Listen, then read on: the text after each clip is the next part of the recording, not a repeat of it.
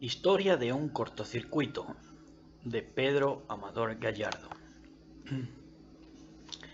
En invierno nos tocaba pasar frío, no podíamos permitirnos una gira por los pubs hasta ver las luces del amanecer, como nos gustaba, de modo que nos decidíamos por comprar unas botellas e instalarnos bajo el saliente de los hangares abandonados al lado de una red ferroviaria.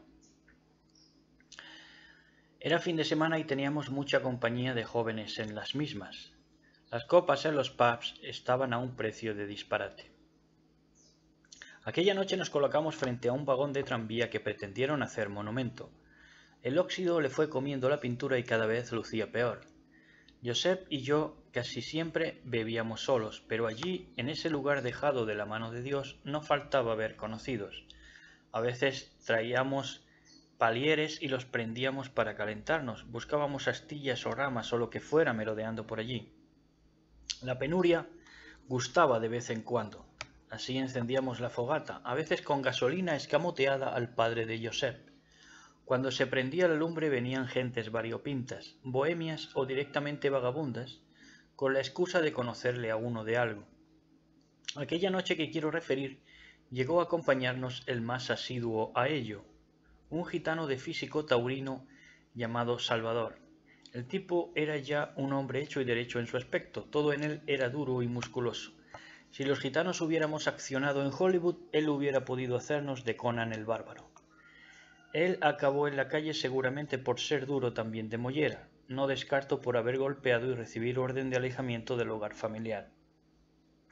Mientras se dedicaba a apurar las botellas de whisky o la cerveza o el calimocho o cualquier cosa alcohólica que pudiera transportarle a saber qué mundo ideal, despotricaba de su mujer e incluso de sus propios hermanos, y lo hacía en el tono de los sermones, no de balde, porque esa circunstancia respondía al hecho de que llegó a ser ministro de Iglesia, una de las primeras jóvenes promesas gitanas del evangelismo.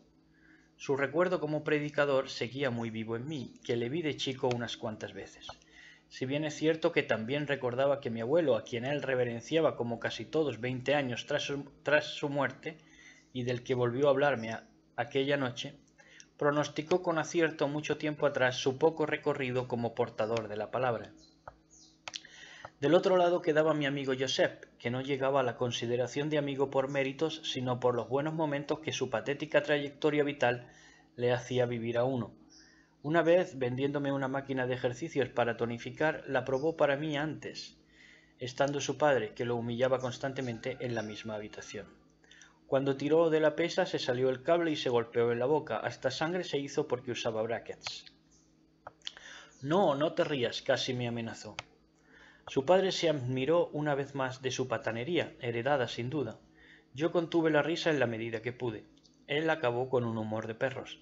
Chances como ese fueron comunes con él, junto con otros menos agradables.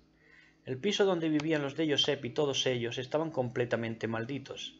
La estancia apestaba a olores corporales que les envolvían ancestralmente. Ellos se hacían llamar comunistas o trotskistas, según la madre. Josep no dudaba en enfrentar dialécticamente a nadie haciendo gala de unas convicciones que sólo existían en su universo de tablas de ouija e imprecaciones al ser maligno, en su delirio de César, su gran sueño en medio de toda opulencia. En esas desfragmentaciones, incubadas en un colegio de curas y una obvia falla afectiva, discurría la vida de Josep.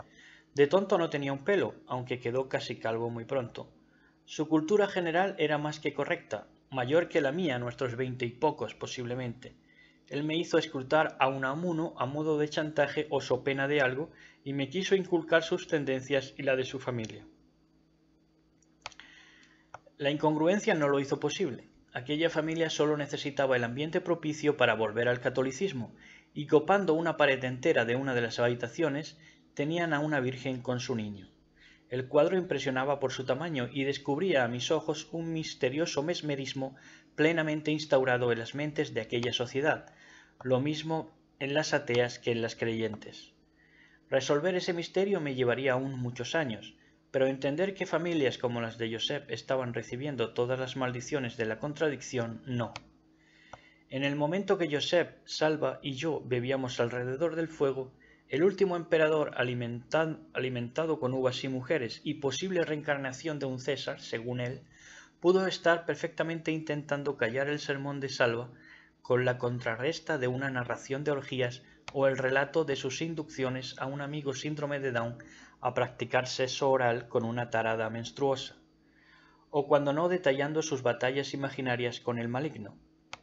Cualesquiera de esas razones hubieran sido motivo suficiente para que se desenvolviera la escena que se dio a continuación.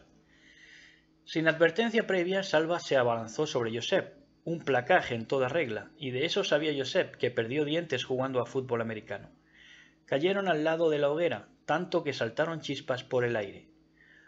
Fue un cortocircuito existencial, entiendo ahora. Revolcados y con uno encima del otro, Josep me pedía ayuda. «Sácame de encima a este animal», me pedía. Yo había quedado paralizado por la visión. Vi que esa lucha de ortopedias no dejó de repetirse nunca en la historia. Esa desgastada noche fue roja y azul, y de esos dos hombres estaban en el suelo, porque pertenecían a la bajeza, al polvo que servía de alimento a algo más maligno. Tuve que esforzarme para levantarles.